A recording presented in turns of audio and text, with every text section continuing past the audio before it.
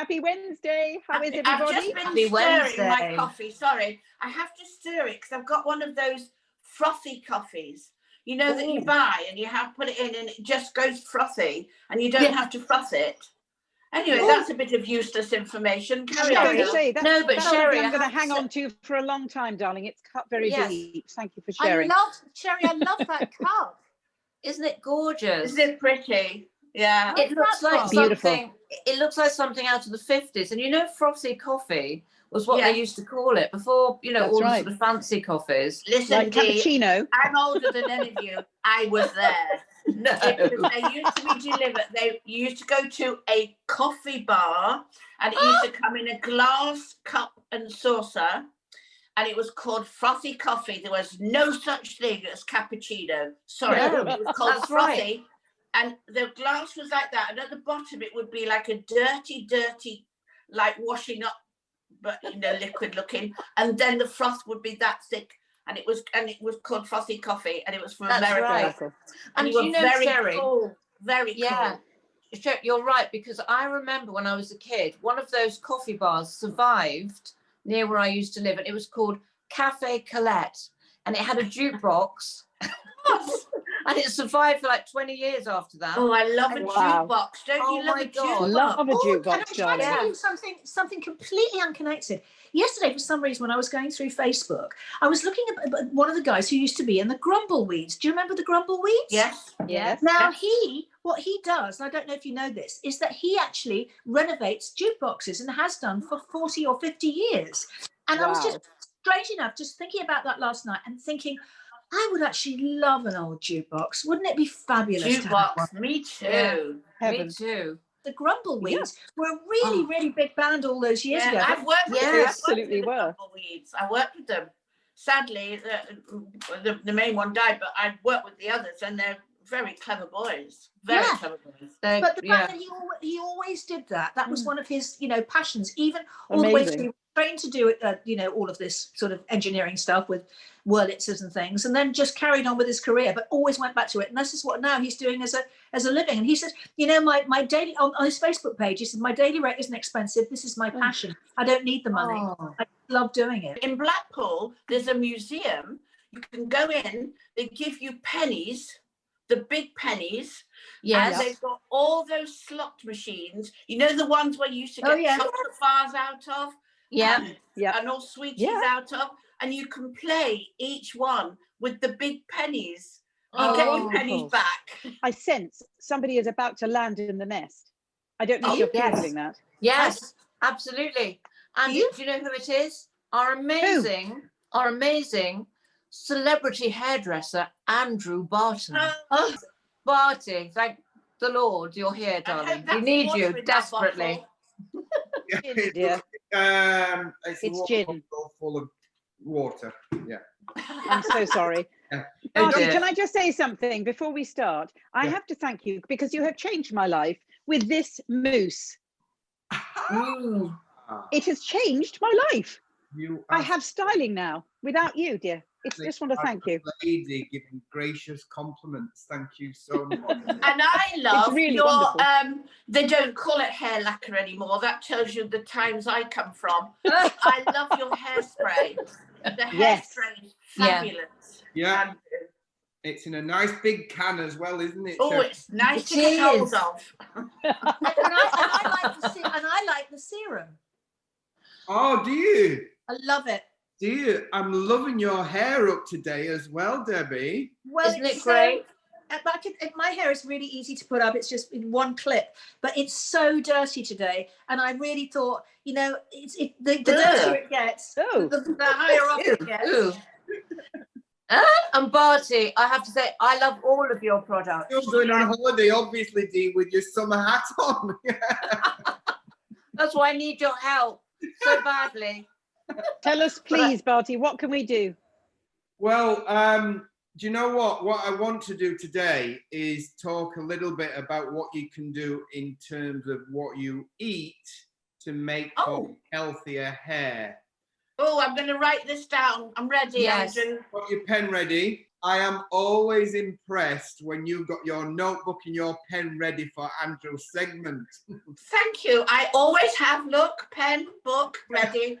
Yes. And I want to know if healthy hair, whether Bailey's can help it in any way. Just a quick Bailey's? question. Or the It's got Bailey. calcium. So I No, thought it might be good. Bailey's. Alcohol. Baileys. Okay, all right. Get Okay. with it, Andrew. You know what?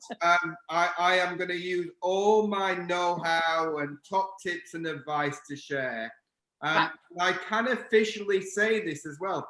I am Dr. Barton. Did you know? Ooh. What? Yeah. You didn't know that.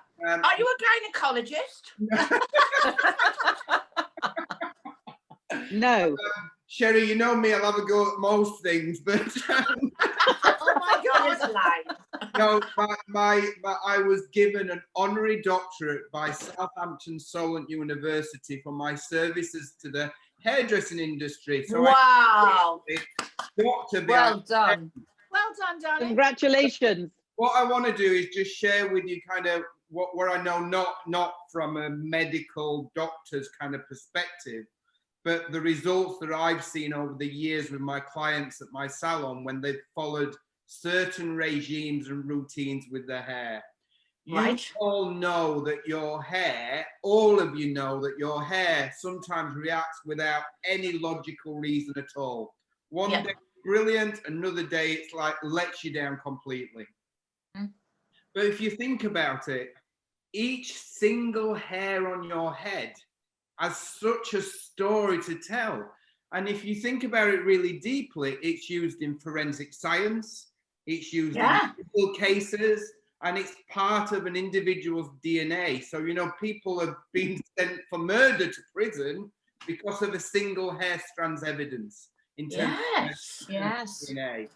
So how does your hair grow? Well, it grows about ½ an inch every single month. And each hair on your head, amongst those thousands, has between 5 to 7 years as a lifespan before it falls off the head. Oh. What we do know about that as well is that as a woman matures beautifully and gracefully, You get a gold star for that. then the hair kind of, it tends to fall a little bit earlier than that. Oh God. The hair does go through 3 different cycles. And the first one is about growth. And you'll be pleased to know that pretty much about 85% of all the hair on the head is going through a growth period right now. The other percentage then goes through a regression where it's dormant and it's not doing anything, and then it does fall. So there is also a little bit more science than that, because every single hair fiber has 3 layers to it. You can't really see these visually, but you can certainly feel some of it. And the 3 layers are the cuticle, the cortex, and the medulla. And you would only really see them under a microscope. But the cuticle, being the most important one, if you imagine it lays like flat, like the tiles of a roof. And as soon as we do anything to it, heat styling, air conditioning, central heating, brushing, even touching it, aggravates those cuticle scales and gets them to lift. And then that's when the hair doesn't shine, it doesn't feel silky soft, and it's more difficult to manage. So what we do know is that shampoos and conditioners and styling aids will work almost like a cement to lay those cuticle scales down flat, and therefore making the hair smoother, shinier, and easier to manage. So you're probably thinking, when I buy a shampoo and conditioner, Andrew, do I go for a value option or do I go for something a lot more expensive? Essentially, all shampoos have got pretty much the same base, which is similar to a detergent base, which is going to cleanse the scalp and the hair fiber. With a more luxurious kind of high price brand value, you're probably buying into ingredients that is exclusive to that brand or manufacturer, and their science and their laboratories will have done research on some of that ingredients. So it's entirely up to you which you feel works better for your hair. But what I really want to get to is for hair to be what I call shiny, happy hair, which, guess what? I have a book all about shiny, happy hair, the Andrew Barton Shiny Happy Hair book. Right. Who knew? Right. What a surprise. Happy hair. Viewers, you can get it online. So I expect to see record sales this week. Great. But what we do know is what you put into your body is all about kind of creating an optimum health for the hair to grow. So you can actually feed your hair healthier. Is there any particular body? Is there anything you would recommend putting into our diet, apart from vitamins and biotin and things like that? Absolutely, Dee, you've led me into that beautifully as always. Thank you. What we do know is that where I'm not advocating is a specific diet just for hair health, or a crash diet, or a diet where you're kind of starving your body of other ingredients. It is about a balanced diet. But what we do know is that a diet that is based around vitamins A, B, C, and E really does become beneficial to the hair and to the skin. So you're probably thinking, what's some of those foods, Andrew? What's some of those things? Well, one of those things is, you got it right. Water is absolutely brilliant for it. And the main reason is because it detoxes the body and cleanses the body, making for optimum health. When the body's in optimum health, it sends more moisture to the hair, and therefore making the hair better and softer and shinier and healthier and more vitality. But things like avocado are absolutely brilliant as well. Things like sardines and mackerel in your diet are fantastic as well. Protein based. And what we know is that the body absorbs protein better during the morning. So if you can include that into your diet early in the morning. Things like citrus fruit, strawberries, of course, green vegetables, nuts and seeds, eggs, and the elixir of hair health, coconut. Oh, I just wanted to say, it didn't look like Sherry was interested in having mackerel first thing in the morning. The thing is, Andrew, the thing that really does help my hair a lot. My hair has been pretty much the same for many years. In fact, that's, with my hair, in fact, the dirtier it gets, and I don't mean filthy. It's like a couple of days later, it's always better. It's always very, very soft. Yeah. So the more products I put in my hair, the better it looks, the more it bounces, all the time. It doesn't, on the first day, it's really, really hard to get it to look anything, really, just sort of hangs. Isn't that, do you think that happens with a lot of people? I think it does, and may I be as bold as suggest that on finer hair textures, those beautiful, soft, finer hair textures, then yes, layering in products into the hair kind of makes it feel a bit more robust. And dare I even say as well that sometimes when the hair is, Sherry, I'm not pointing the finger at you. I knew you were going to do this. Go on. When hair is kind of damaged through, messed about with, yes, then again it can actually feel a bit more robust, and it kind of feels like it can take a bit more. But when I come back next time, I want to talk about probably the easiest styling tool on the market, and it's the wonderful, iconic heated roller. And it really is. I still have mine. I've had mine for almond rollers. Years. That's what they're called. That's right. We used to call them Carmen's. Well, they are Carmen's. Yeah, that's right. That's the brand. But I have to tell you, ladies, technology has moved on, and that very kind of classic Carmen roller. There are now new kind of rollers as well. They're so exciting and innovative. So I'm bringing them onto the show next time. Fantastic. Thank you. Wait, That is exciting. Before you let me go, we'll put this on our website, Andrew. Definitely, We will. I have Just tell us what it is again. Well, I've also just kind of put a sticky note in to remind everybody to showcase a particular chapter in the book. Oh, you don't have to have it, do you, though?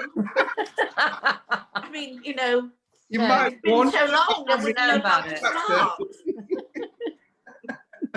I can't wait to read the book. Thank you so much, darling. Thank you, for coming to see darling. us. Thank you, darling. And we'll As see you in always. 2 weeks' time to talk about our rollers. If you Great. excuse the expression. No. Fantastic hair information. Now, darling, who is coming into the nest now? Well, he's actually, I am part of his EastEnders family. I met him 25 years ago. Gosh, 25 years ago. I met him when he was You're only 30, darling. Yes, You're only so I thought she was 25. I was 5 at the time. okay. The wonderful, fantastic, and gorgeous Dean Gaffney. Welcome. How are we all? We're the Good. one, Well, you know. all the much better for seeing you. Do you know what, Dean? You have improved so much with age. You are really quite handsome these days. Thank you very much, Debbie. I'm like how rude. I'm like a fine You wine. never say I it think. to me. You know, Thank your you. auntie April here, darling. When we first met 25 years ago in EastEnders, I mean that was the heyday, wasn't it? Of I think when it was watched then by 25 million people, wasn't it? Yeah, I think we were both very lucky and very fortunate to be involved in EastEnders, or any TV show at that time, where there was only 4 channels. Yeah. As you say, more than half the country would watch the episodes each week, and I just think we were both very lucky to have been a part of that era. I think TV's changed now, sadly, and as much as we've got, it's nice to have more choice. No TV show will ever get those viewing figures again. So I'm grateful that I was part of the show in that era. Was it, Dean? Was that one of your first jobs? Because you were a baby at the time. Well, no, funny enough, I think I was in the bill, and they say you can't be an actor until you're in the bill. It's true. I did a 4 Well, episodes everyone's in the bill. screwed now because that doesn't exist anymore. So I know, it's it's just such a shame us. because it was actually a very good show. I loved the bill. Was very good. So I did a couple of episodes of that, and then I did a play in the West End with Rick Mail and Adrian Edmondson called Waiting for Godot, which was amazing. Yeah. And then EastEnders came when I was 15. Great, darling. stuff. I want to ask you, Dean, darling, you look like you're in the middle of sit-ups, which I found rather upsetting. I can barely sit up in my chair. I think in this current lockdown, I think we're all trying to, get fit and do different things. And I've been someone that's never had to train or work out. And then when I hit my 40s, that all changed. I don't think we quite understand about the getting fit thing, but thank you for sharing. I don't know that any of us are doing that. But anyway, what I wanted to ask you, darling, you trained at Sylvia Young, which is an all singing, all dancing academy for the arts, and some amazing people have come out of that school, college. Tell me, darling, do you tap? Do you sing and dance? What's going on? Oh wow! The funny thing is, when I was at Sylvia's, which I have to say was fundamentally the reason why I got into the business, and the training and homing in on your craft, I'll be forever grateful for Sylvia Young's for that. It was a great time. And what people don't really know about Sylvia's is that on a Monday, Tuesday, and Wednesday, it was a normal school. You do normal academic work, you do your maths, your English, your science. Yeah. And then Thursday and Friday it just turns into a complete fame school. People singing in the corridors. Showbiz. I had people like Emma Bunton, who was Baby Spice. I had some really good people in my year. And in regards to tap, the funny thing is, I used to get on the London Underground to go home, as everyone else did. And but everyone in my school, everyone in Sylvia's seemed to get off the station before me. So as I stayed on the train with all my school friends, the doors were closed, like sliding doors. And just as they would close, one of my idiotic mates would shout through the doors, he does ballet, he wears a jockstrap, as the doors were closing. And at 14 years old, 13, 14 years old, that was hard. Devastating. Yeah, That was hard. but Oh my had you always goodness. wanted to perform? Did that come because you were at a performing school? Have you always No. had that? Yeah, I think that's a good question. I think I went to a normal secondary comprehensive school, and there was a teacher there that I'd be forever grateful for, a guy called Mr. Beaumont. And he discovered that, you know what, there's a talent in this guy. Thank you. And our parents' evening one day, he just said to my parents, you know, you should enroll him in some Saturday classes because he's got a bit of talent for this. And me being me, I don't do anything by halves. So I was like, no, I don't want to go to a Saturday school. Like, who does that? I want to go to the real school. So then my parents took some money out of the bank, and luckily I got half a scholarship for Sylvia Young. So I was very fortunate, to be fair. That's Fantastic. fabulous. Oh, Dean, I have to tell you, you've done so many amazing things apart from EastEnders, but they always say never work with children and animals, right? So I'd like to talk to you about Wellard, and I'm talking about the dog, by the way. Oh, of course, of course. The thing about the dog is that it's nice to have something that you're associated with on a show like EastEnders. You know, like if it's, you know, God rest her soul, Barbara Windsor, it will be Peggy Mitchell, get out of my pub. You know, if it's Phil, it's because he's constantly berating people on the square with that husky voice. And I suppose to have something that you can be linked to, I don't think there's a day that goes by that I don't hear the word Wellard. There's not a day in 26, 28 years. So I constantly say this, but I'm forever grateful for EastEnders for bringing in a character like that, because at least I'm known for, I've had some legacy on that show. Wasn't there a baby Wellard? There was 4 Wellards. Two of them ended up in Gladiator. One ended up in 102 Dalmatians, and they're earning better money than me. So are you saying they have a film career as well now? That's really insulting. They do, yeah. They do. I think sadly all 4 characters, all 4 dog actors that played the character sadly passed away. But it was nice because they was all part of the same family. You know, they were Belgian shepherds, and they were all part of the same family, which is nice. And also in the storyline, Dean, didn't one come running back to you because it'd been mistreated? That's only because I had sausages in my pocket. That's what I don't think we can say that. That's what they all say, exactly. I don't think we can say that in the afternoon, darling. I'm so sorry. That's funny. So, Dean, I want to talk to you about, because both you and I have done a lot of reality TVs, and I remember the club that you did. I think you were the bar manager. That's right. Yeah. Fox. Yeah. Well, that was. Do you remember that? That was the first. That was like one of the first. I think that was 2003, and I think that was the first time Big Brother that, and obviously I'm a celebrity, that people knew about reality. It hadn't really kicked off, and it was running a nightclub. I didn't know whether I wanted to be associated with a nightclub, but I'm glad I did it. It was fun. I've made a big friend out of Richard Blackwood. Sam Fox was lovely. So it was a good experience, to be fair. But then, of course, we have to go to I'm a Celebrity, one of the funniest people on that show ever. I mean, you've gone down in history.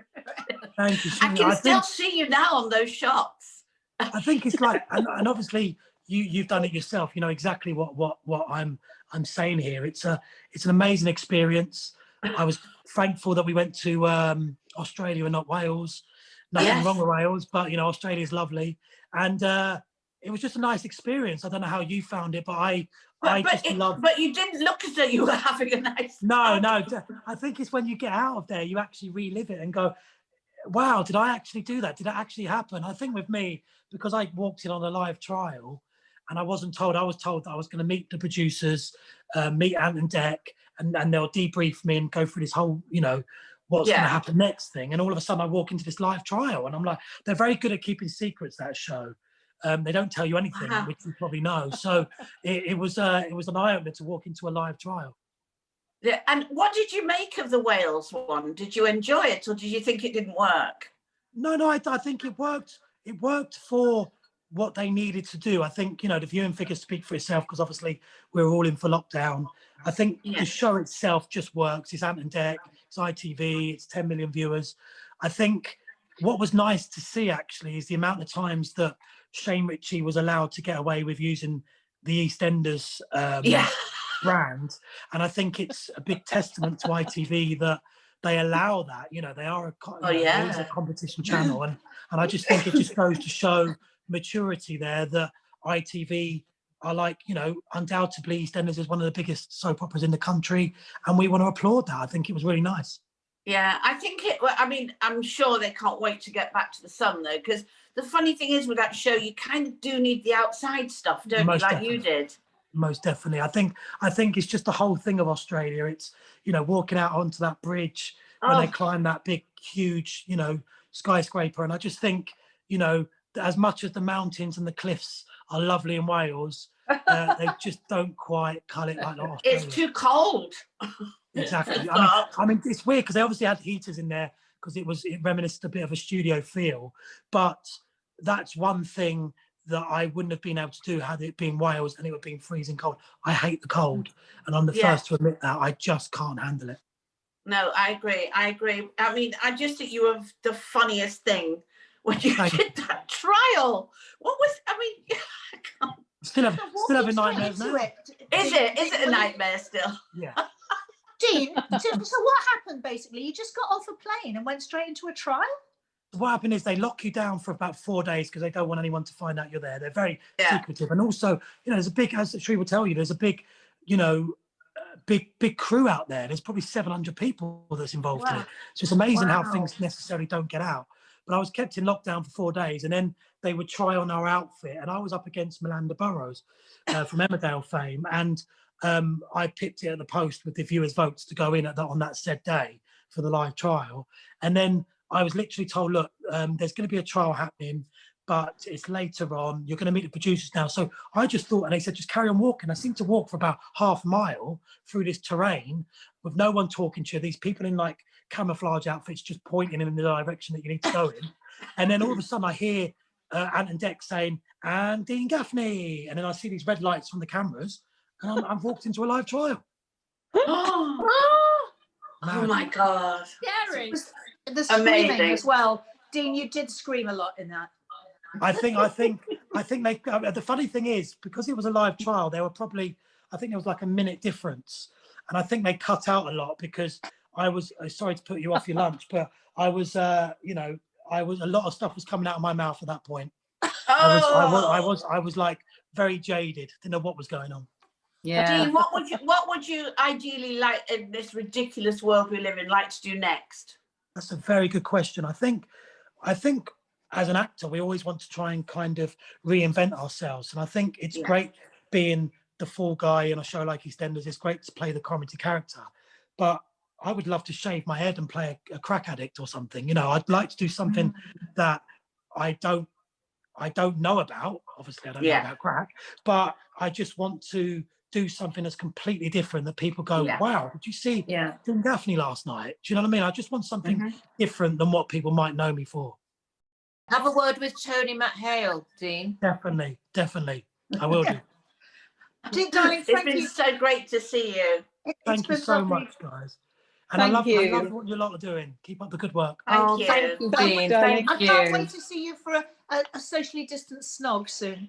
Definitely. I'll have to come down to the leafy Surrey. Yeah, you will. Bye, darling.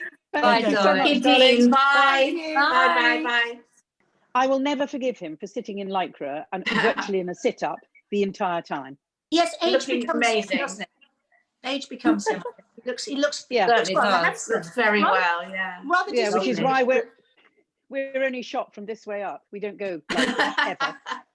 I just wanted to say, guys, the importance of the news yesterday and today, that 100,000 people have died in our country from this terrible COVID, and 2.1 million have died worldwide. And we want to share our love and support for everyone who's suffering. Absolutely. Stay safe. It is. It's terrible, and also today is I think it's National Holocaust Day today, and so just to remember all of those that we've lost. Yeah, and light a candle tonight. Yeah. On Friday, we have a fantastic guest. We have the wonderful Tom Walker coming in, and who is he, Eric? We all know who he is, or do we? Who is he also known as? Mr. Jonathan Pye. He's Mr. Jonathan Pye, darling. Innovative, extraordinary comedian. Cannot wait. Absolutely. So he's flying into the nest on a Friday. So we'll see you then. And don't forget to light a candle for everyone tonight. And we'll see you Friday. Bye. Thank you. Bye. Bye. Bye.